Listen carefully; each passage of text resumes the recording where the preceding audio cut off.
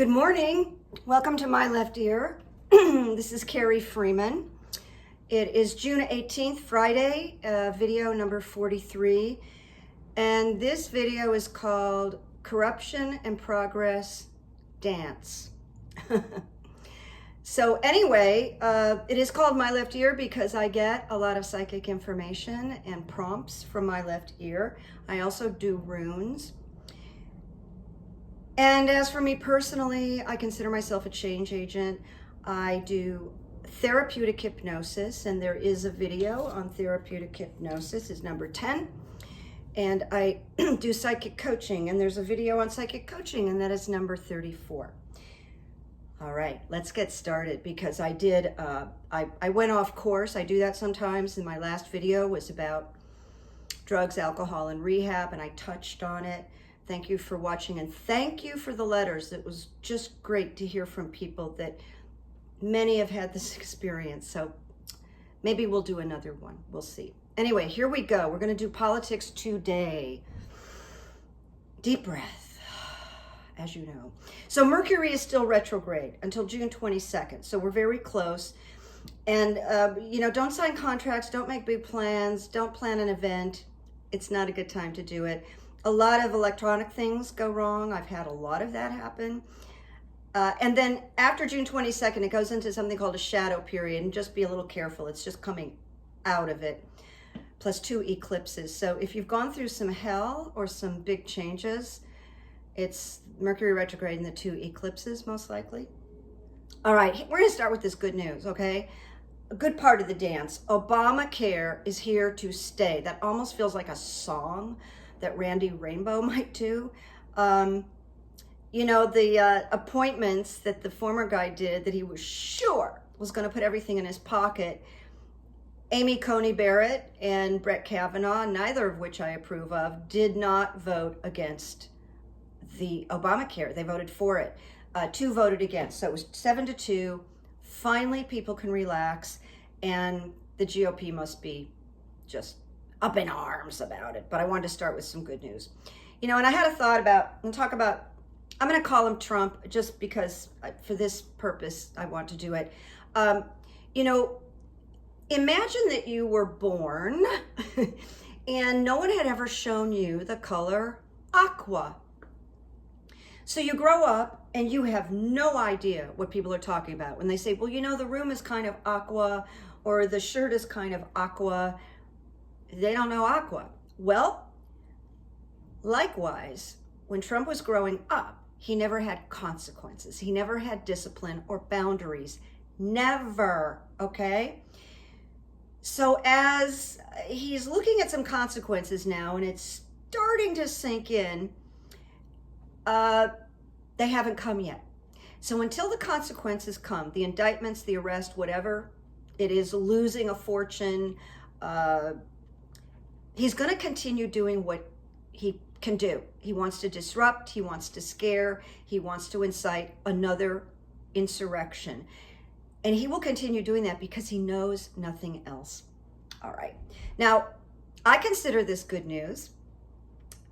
Saw this, I guess he was a former district attorney from New York who's like the premier expert on RICO. And RICO is crime syndicate investigations and arrests. But there is a leg of RICO called OCCA, OCA, I think. And it is considered the Little RICO. It stands for Organized Crime Control Act, but it comes with greater penalties than RICO. And it enables prosecutors to go after, quote, expansive crime enterprises instead of one single crime. My left ear is pretty certain this Little RICO is going to come down on the Trump organization, and we don't know how far it's going to spread, but it's going to cover all the players. It is. It's not just going to be Weisselberg. That's in the works, and I have heard that Donald is very scared of this, as he should be. It's good news. Now, along those lines, and I've been saying this, and I know people are very disappointed, we don't see Trump ending up in jail. However, we do see him suffering. We see him losing massive amounts of money. We see the other players going to jail, the family, the Weisselberg, and maybe I'll be wrong, but I have never seen it from the first time. But it wasn't like he was going to get a pass. He just wasn't going to end up in a cell. So I'm sorry to report that. You know, I'm trying to be honest. Now, I don't know if you were aware of this, but Trump is planning rallies this summer, and it's going to just take him down. It's going to be outside because he cannot afford indoor venues with air conditioning. Plus, he doesn't pay his bills. He owes money all over the United States for unpaid bills to rental facilities for his rallies. And he's not going to be able to tolerate the summer heat in a suit or otherwise. So keep an eye on that. It's not going to go well. And by the way, my understanding is that these rallies are about vengeance.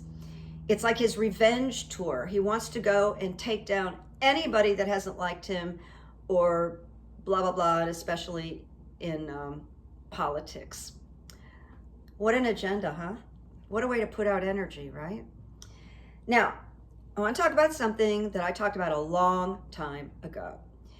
That I said that when Joe Biden got elected, he was going to magically create rapport across the pond. So he just did that. He did exactly. It was his presence over there showing the extraordinary difference between the former guy and this experienced, classy, elegant man, Joe Biden. And he was very clever, smart, whatever, because when people were piling in, everybody went in front of him. And he did that on purpose to make sure he was appearing the opposite of the former guy. Because there's a horrible video, they're showing it on Twitter, reminding us that last year, Trump literally pushed people aside so he could be at the front for a photo opportunity. It was unbelievable. I can't even watch it. It's so horrible. It's like a, WW wrestling kind of a thing. It was horrible. Anyway,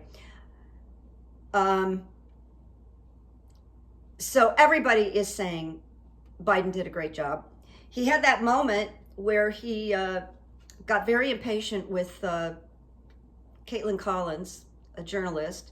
He came back and apologized for it. I see no problem at all. If I was doing that summit and basically getting very little sleep, and then this young woman asked a really stupid question, that might have happened to me, but I don't think we can talk about that in light of the guy who called people stupid and a loser. I don't mean people, I mean journalists. So I'm okay with that. He gets a pass. He comes back and apologizes. Anybody who apologizes gets a pass, and who means it, of course. And then this is not an MLE thing, but I just want to comment that there's a picture of the Queen just beaming at Jill Biden. I mean, glowing. And you could see that she was so impressed with Jill Biden and had this just affection. It was a very sweet photo. You just know that kind of warmth coming out of the Queen. All right, moving on. My left ear regarding Trump and the spying that has been discovered, that he put up the DOJ to get records from Apple to spy on Adam Schiff, Eric Swalwell, families, children, and the AGs, Barr, Rosenstein, Sessions. Well, I don't know about it. I don't know anything about it. Well, that can't happen without them signing off on it. And then there was that loser Whitaker, who was in there temporarily. We're gonna guess that he was asked to do this. But the GOP is obstructing, or they're trying to obstruct any investigation of this spying, which is rock solid. It happened. There's backup. There's evidence. They want to hold on to the lies. They're taking orders from, Trump. But MLP, my left ear, says the investigation will move forward on the spying. It's too big. People are too outraged. The GOP will not be able to obstruct this. But this is what, that horrible, horrible, horrible Mitch McConnell is doing. He's just a no to everything. He really doesn't care about legislation or policy. He just wants to obstruct, and he wants power, and it's really horrific. And I want term limits. So old goats like that cannot be running the show. Now we come to Merrick Garland. A lot of people are upset. Some good things are happening. Some good things are not happening. Important things are not happening as far as we know, okay? I really want Merrick Garland to step up and be that hero, that leader that we're hoping for the Attorney General to be. And he still has time. This is the world according to my left ear. But he must go after Trump's January 6th insurrection, because Trump was the executive producer. He likes to talk about being the producer of The Apprentice. Well, he was the producer of this, along with Alex Jones, who's now talking about it openly. Oh yeah, I talked to the president the day before. Alex Jones will eventually get locked up, but he's outing Trump. I don't know if that's on purpose or he's just stupid. We know he's stupid and delusional. And Merrick Garland must charge 45 with obstruction of justice per McGahn. Now, what's disappointing is it appears that Joe Biden wants none of it. And I want to say that I do believe Joe Biden is wrong, and I think he's out of step with what the people need. People have been traumatized, and for a lot, the majority, not going to really be able to move forward and heal from the trauma and losing sleep and all the things that we've been through, unless the heads of these things is held responsible. So we are talking about Barr and Trump and his posse. I think there's a good chance he's going to step up, but I've been told he's very stealth and tactical, and he just might be collecting his ducks, and he also might be waiting for New York to come down on Trump. I kind of think that possibly. We're going to move on to the guy who's sucking up all the news, Joe Manchin, the alleged Democratic senator. Well, he's made a little pivot, okay, in terms of H.R. 1 and voting. Last week, he was refusing to get off his position on the filibuster and H.R. 1. And he said, he was caught on camera saying, I don't give a shit what people think. It was not very attractive. But it appears that he's beginning to pivot. He is for the John Lewis voting rights. That's good. And he has changes he would like to make to H.R. 1. That's good. Now, the changes aren't enough. Well, especially for filibuster, but it's a beginning, and I have to tell you, he's got Stacey Abrams' support, because he's trying, and she wants to support that effort. It's political. So Manchin is open to modification on the filibuster. It's really minimal as of today. Emily predicts he's going to soften and soften and soften on it, okay? But he's got to kind of go with this to save face, really. So he wants to end that it's a majority of 60, and he wants to, don't laugh, but he wants to put it at the majority of 55.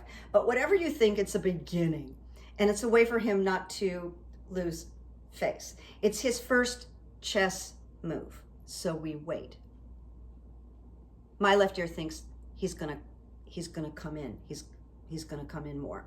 Now, per Al Franken and Norm Ornstein, they were just fabulous. They were with Ari Melber the other day. They propose having 41 people on the floor of the Senate opposing as the filibuster, and like the old days, they won't be able to leave for the weekend. Ha ha. And Al Franken said, senators do not want to filibuster over the weekends because they don't want to work. Interesting. And Norm Ornstein is a political scientist, by the way. He wrote a best-selling book, It's Even Worse Than It Looks: How the American Constitutional System Collided with the New Politics of Extremism. I don't know how they fit that on a front cover, but that's the book. And he thinks with a revised filibuster, it's going to let a lot of things pass through. That's what Norm Ornstein thinks. Now, in terms of the voting, we're coming to the end, by the way. Manchin's proposed changes so far include banning partisan gerrymandering. Yeah. Requiring voter identification, but with new alternatives like present your utility bill. That works for me. Mandating at least 15 consecutive days of early voting works for me. Making Election Day a public holiday. This is progress. And let me just read to you what Stacey Abrams said.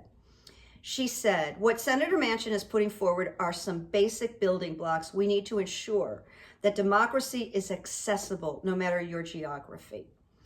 She said those provisions that he is setting forth are strong ones that will create a level playing field.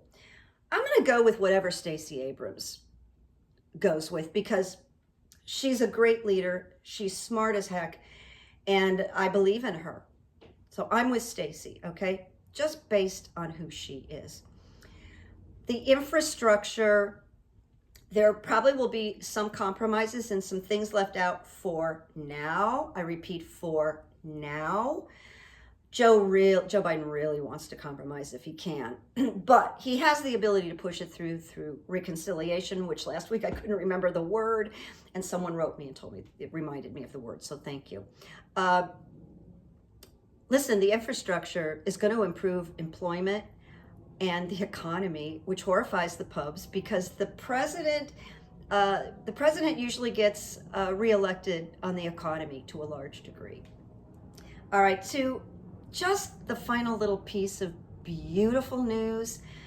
Juneteenth is tomorrow. It is June 19th. And I looked it up. I want you to know I looked it up. And it says, Juneteenth gets its name from combining June and 19th, the day that General Granger arrived in Galveston, Texas, bearing a message of freedom for the slaves.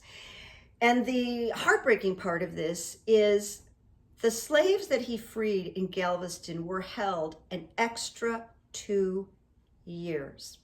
So this was the final act of freeing the slaves on June 19th. God bless General Granger. I did not know about him. Now you do too. It's just love leaving this on a positive note. Alrighty, that was a mouthful today. I've got some quotes for you. Let me just say one more thing. You see the dance between the corruption and the right thing. What did I call this? Corruption and something, and progress. Corruption. So we've got both things coming on at the same time, and it's very much like the yin and the yang.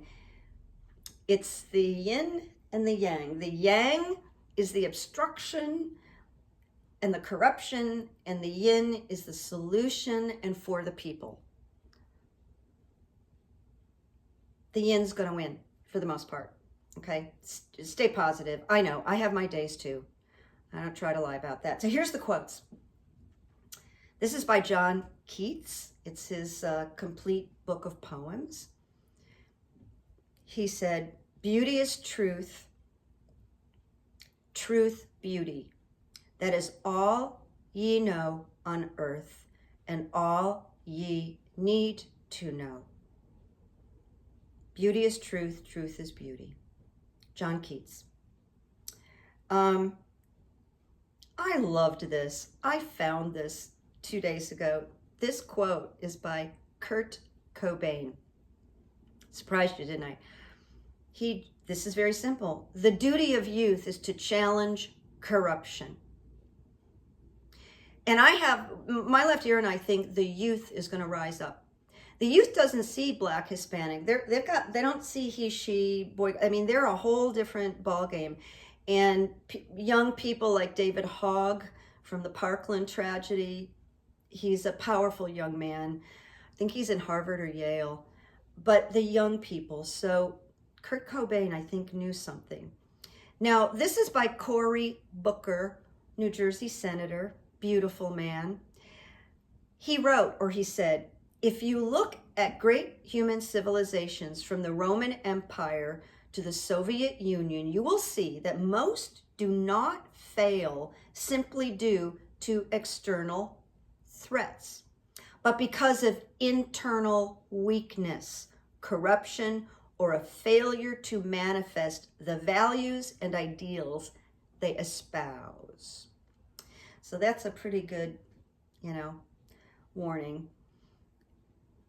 And I'm all about intuition. I'm all about the left ear. And I found a quote by Mel Robbins this morning. And I really do like Mel Robbins because she's so to the point and practical and wise and honest. Mel Robbins. This doesn't have to do with the dance of corruption and progress.